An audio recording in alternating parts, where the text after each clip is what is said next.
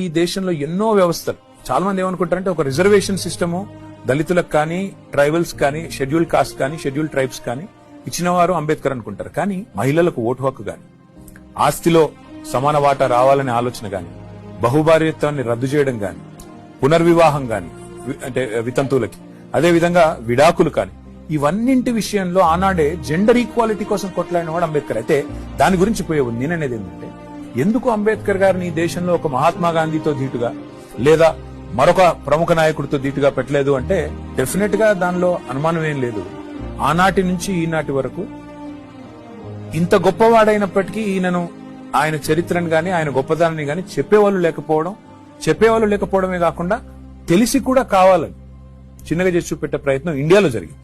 బయట మాత్రం మీరు అన్నట్టుగా మీరు ప్రపంచంలో ఎక్కడ పోయినా, నేను లండన్ పోయినాను.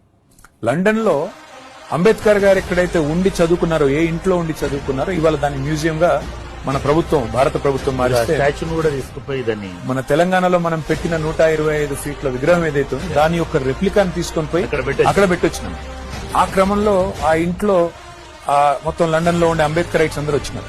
వచ్చి వాళ్ళందరూ వివరించి చెప్తున్నారు, ఇక్కడ ఉండేది ఇదే ఇంట్లో ఉండేది, ఆయన ఇక్కడ చదువుకున్నారు, ఇక్కడే ఉన్నారు అని చెప్తా ఉంటే నాకు అనిపించింది, ఇక్కడ వాళ్ళు గుర్తించిన గొప్పతనం మన వాళ్ళు మన దేశంలో మాత్రం ఇంకా కూడా వెలివేసినట్టు అంబేద్కర్ విగ్రహం పెట్టాలా అంటే మాత్రం ఇంకా కూడా ఎక్కడో ఓన్లీ ఎస్సీ కాలనీలో పెట్టాలని ఆలోచన. అందుకే కేసీఆర్ గారు